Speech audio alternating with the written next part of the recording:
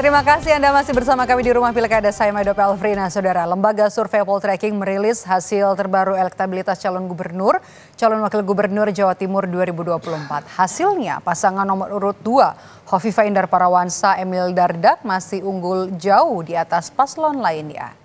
Direktur Eksekutif Poltreking Hanta Yuda menjelaskan selain elektabilitas Hovifah Emil lebih unggul jauh atas paslon lain, tren elektabilitas Hovifah Emil meningkat signifikan selama 1 bulan terakhir.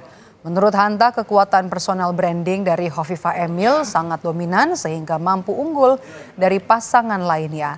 Hanta juga menambahkan semakin mendekati hari pencoblosan pada 27 November, undecided voters semakin berkurang. Hanta menyebut mayoritas pemilih yang belum menentukan pilihannya melabuhkan pilihan ke pasangan Hovifah Emil.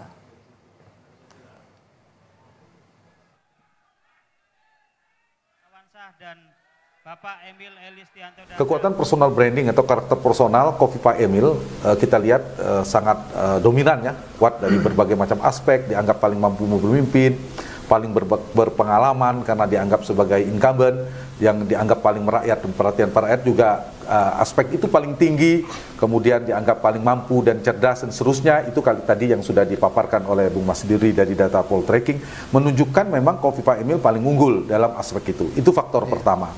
Kekuatan personal brandingnya. Ya, program tadi juga kita bisa lihat ya, tingkat penerimaannya dipersepsikan juga tidak negatif, cukup oke. Kemudian tingkat kepuasan cenderung stabil, bahkan ada cenderung naik sedikit di angka 88%. Nah, tingginya tingkat kepuasan ini memberikan efek pada naiknya elektabilitas Hovifah Emil. Dalam survei Poltreking yang dirilis Oktober 2024 ini, elektabilitas paslon nomor urut 1 Lulu Nur Hamidah Lukmanul Hakim ada di angka 2,8%. Selanjutnya paslon nomor urut 2 Hovifah Indar Parawansa Emil Dardak di angka 67,5%. Dan paslon nomor urut 3 Tri Risma hari ini Gus Hans di angka 24,6%. Berdasarkan hasil survei dari Poltreking yang terbaru, pasangan Hovifah Indar Parawansa Emil Dardak semakin melesat. Tercatat dalam rilis survei periode 4-10 Oktober, Hovifah Emil ini berhasil meraih elektabilitas tertinggi pada simulasi pasangan calon gubernur wakil gubernur Jawa Timur. Kemudian apa yang menjadi faktor Hovifah Emil unggul dari lawan-lawannya? Kita akan bahas bersama Direktur Eksekutif dari Poltreking, ada Hanta Yuda. Selamat sore, Mas Hanta. Terima kasih sudah bergabung bersama kami di Rumah Pilkada. Sama-sama. Mas Hanta, elektabilitas pasangan Hovifah Emil ini kan kembali unggul ya. Ini unggulnya naiknya juga lumayan nih, 10% dari sebelumnya 57,3 jadi 67,5. Apa yang kemudian jadi faktor membuat Hovifah Emil ini unggul? Ya, pertama semakin mendekati hari pencoblosan pilkada, Maidop, itu semakin mengecil jumlah undecided votersnya, di mana pemilih yang belum menentukan pilihan biasanya berkurang. Nah, itu pergeseran biasanya mereka menunggu menentukan pilihan semakin mendekati. Nah, yang kita baca dari Jawa Timur ini, pemilihan itu mayoritas memang bergeser ke petahana atau incumbent Hovifah Emil. Ada beberapa faktor. Yang pertama, biasanya kalau incumbent sedang bertarung, itu harus diperhatikan, dideteksi adalah angka approval ratingnya, tingkat kepuasan kepada kinerja kepada gubernur atau wakil gubernur incumbent atau petahana tersebut. Nah, untuk Jawa Timur, Hovifah Emil ini terbilang tinggi, bahkan sangat tinggi, yaitu angkanya sebelumnya di 87, sekarang 8%. Nah, ketika saat turun, maka kemungkinan tergerus juga elektabilitasnya. Nah, untuk konteks Jawa Timur, pertama memang tinggi tingkat kepuasannya, yang kedua trennya relatif sedikit naik. Itu faktor pertama. Yang kedua, biasanya naik turunnya fluktuasi elektabilitas itu juga dipengaruhi oleh faktor kekuatan personal branding. Nah, seperti di data temuan kami, yang misalnya kita mengukur karakter yang menjadi preferensi utama pemilih Jawa Timur, menginginkan lebih suka pada kandidat yang berpengalaman, merakyat, dan seterusnya, kemampuan memimpin itu lebih dominan dimiliki dalam persepsi pemilih Jawa Timur adalah Hovifah Emil. Itu menjadi faktor kedua, kuatnya citra positif secara personality. Nah, yang ketiga itu bisa dibaca adalah di mana efektivitas dari pergerakan strategi maupun pergerakan mesin politik, baik itu relawan, partai politik dan sebagainya. Nah, kalau kita perhatikan semua kandidat melakukan, artinya incumbent ini memberikan dampak efektif dalam konteks ini. Ditambah faktor program misalnya juga dipersepsikan dinilai relatif positif. Nah, faktor-faktor itulah paling tidak memberikan dampak, memberikan insentif secara elektoral. Tren kenaikannya cukup tajam di Khofifah Emil. Meskipun tidak jarang biasanya petahana juga turun atau stagnan. Nah, ini trennya tinggi. Di sisi yang lain, pemilih juga melihat biasanya apakah ada kandidat alternatif. Nah, kita melihat dari sisi penantang, Ibu Risma dan Ibu Lulu itu tidak mengalami kenaikan yang signifikan, bahkan bisa dikatakan cenderung stagnan. Kenaikannya di dalam margin of error. Itu saya kira. Ditambah nanti ditunggu performa debat ya, kabarnya akan kalau tidak salah jadwalnya hari ini nanti malam, itu juga memberi faktor. Nah, itu yang saya kira memberikan dampak elektoral. Di saat yang sama penantang pun tidak ada ledakan baik secara program, isu-isu dan sebagainya dari sisi penantang. Begitu. Oke. Kalau kita bandingkan kan sebenarnya ini cukup jauh ya undecided voters. Kalau yang tadi Mas Hanta bilang semakin dekat dengan pemilihan undecided votersnya kemudian semakin berkurang. Ya, memang kalau dilihat dari angka pada hasil survei September lalu ada 18%, kemudian sekarang mengerucut lagi menjadi 5% undecided votersnya untuk survei terbaru dari Poltreking. Ini juga jadi menarik. Tadi Mas Hanta bilang ada kekuatan personal branding. Kemudian yang juga mempengaruhi apakah jelang debat atau debat nanti dari 3 Sri Kandi yang akan bertarung meraih hati dari pemilih Jawa Timur. Termasuk juga kalau untuk Jawa Timur sendiri, apakah memang debat ini juga dinanti oleh pemilih Jawa Timur? Ya, pertama kami juga merekam apakah mungkin akan menonton. Itu separuh dari pemilih Jawa Timur berdasarkan data survei akan menonton. Itu satu. Ya.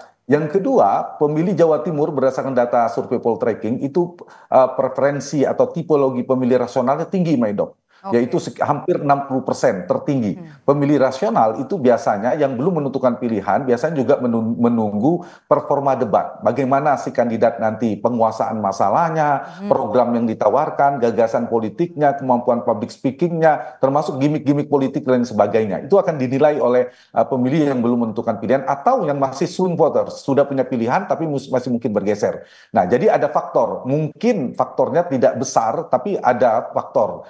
Cuma debat ini untuk menaikkan belum tentu efektif, tetapi dia bisa merontokkan kalau ternyata ada blunder politik, ada sesuatu yang misalnya membuat tergerus suaranya. Jadi saya kira kalau ditanya apakah di Jawa Timur memberikan dampak debatnya, saya kira memberikan dampak. Apalagi di Jawa ya, informasi cukup kencang, kemudian dinamika politiknya juga cukup deras pergerakannya. Jadi faktor debat juga akan memberikan kontribusi apakah akan menaikkan, menurunkan atau seperti apa. Kalau bisa memberikan kontribusi dan juga berdampak signifikan terhadap elektabilitas dari ketiga pasangan calon, apa sebenarnya harus ditunjukkan? Benar-benar menyerang program masing-masing, terutama kan ini debat jadi seru ya karena ada petahana. Bisa sekali program-program yang sudah dilakukan selama 5 tahun kebelakang untuk jadi sasaran debat begitu ya oleh dua pasangan lain. Iya, betul. Jadi ada 3 karakter dalam studi perilaku pemilih, Maidop. Satu ada pemilih rasional, pemilih sosiologis, dan pemilih psikologis. Kalau pemilih rasional, dia akan menanti atau menilai tentang program, tentang gagasannya, tentang kinerja. Jadi sifat-sifatnya rasionalitas, kemampuan, kompetensi. Tapi juga tidak sedikit pemilih psikologis. Dia melihat biasanya anak muda yang sangat melek di media sosial, juga sebagian mereka juga sangat cepat mengakses informasi, itu juga melihat dari sisi gimmick politik. Bagaimana kemampuan dia mengatur emosinya, bagaimana menyampaikan pendapat, bagaimana penghargaan kepada lawan politik, dan seterusnya, stabilitas emosinya, itu juga akan menjadi faktor penilai. Aspek ini juga harus diperhatikan selain dari substansi materinya. Dan yang ketiga pemilih sosiologis, dia memilih preferensi latar utamanya itu adalah karena kesamaan isu daerah, agama dan juga etnis suku. Nah, itu juga ada. Cuma jumlahnya di Jawa Timur urutannya yang pertama pemilih rasional paling banyak, pemilih psikologis nomor 2 agak lumayan, pemilih sosiologisnya tidak banyak. Nah, itu harus dimunculkan. Misalnya kita bicara di Jawa Timur itu kan ada beberapa faktor yang juga mempengaruhi mempengaruhi. Misalnya soal NU, di sana kan kiblat NU terkuat itu ada di Jawa Timur. Pasti masing-masing ingin menunjukkan kedekatan juga dengan NU, terasosiasi brand connection dengan NU gitu. Nah, ini kan juga jadi menarik ya, karena Jawa Timur jadi basisnya NU. Kemana suara sebaran NU di Pilgub Jatim kali ini? Iya, yang merasa terasosiasi atau merasa dekat dengan NU di survei Poltreking selalu itu stabil di 80-81%. Kemana paling banyaknya? Nah, ini juga jawaban tadi untuk melengkapi mengapa faktor Khofifah Emil tinggi pertanyaan Maidok yang pertama tadi, yaitu di mana pemilih NU sebagian besar lebih dari 60% dari 100% proporsi pemilih NU yang 80% tadi itu lebih banyak ke Khofifah Emil. Karena apa? Karena Khofifah juga mantan Ketua Umum Muslimat NU, jadi terpersepsikan terkoneksi paling kuat ke NU. Itu faktor yang paling kuat. Jadi pemilih NU paling banyak ke Khofifah Emil juga menjadi faktor seperti yang ditanyakan oleh Maidok tadi. Oke, ini jadi menarik ya. Waktu pencoblosan kan tinggal 1,5 bulan lagi ya. Apakah pasangan yang ada posisi elektabilitasnya masih jauh sekali di bawah pasangan Khofifah Emil, seperti ada Lulu Lukmanul ini masih ada di 2%.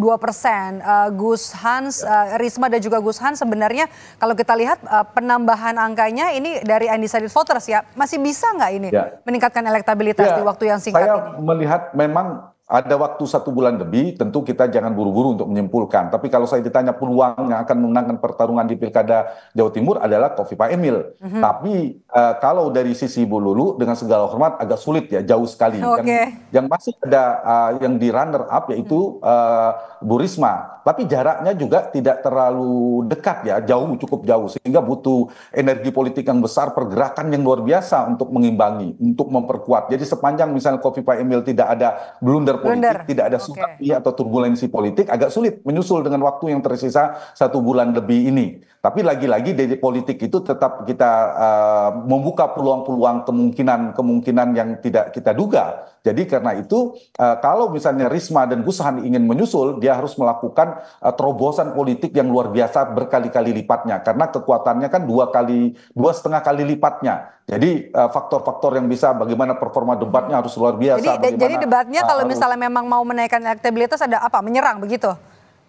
Benar. Ya, kalau penantang harus menyerang, tidak ada pilihan. Kalau masing-masing tenang, adem ayem, tidak saling serang, ya udah kelihatan pemenangnya. Tinggal serangan itu efektif atau tidak. Jadi memang Khofifah Emil bertahan, kemudian penantang harus menyerang. Itu rumusnya, yang tertinggal harus menyerang. Seperti permain sepak bola, pertandingan apapun harus begitu. Oke, baik, terima kasih sudah memberikan ulasan hari ini. Dari hasil survei terbaru dari Poltreking, Direktur Eksekutif Poltreking, Mas Hanta Yuda. Sehat selalu Mas Hanta.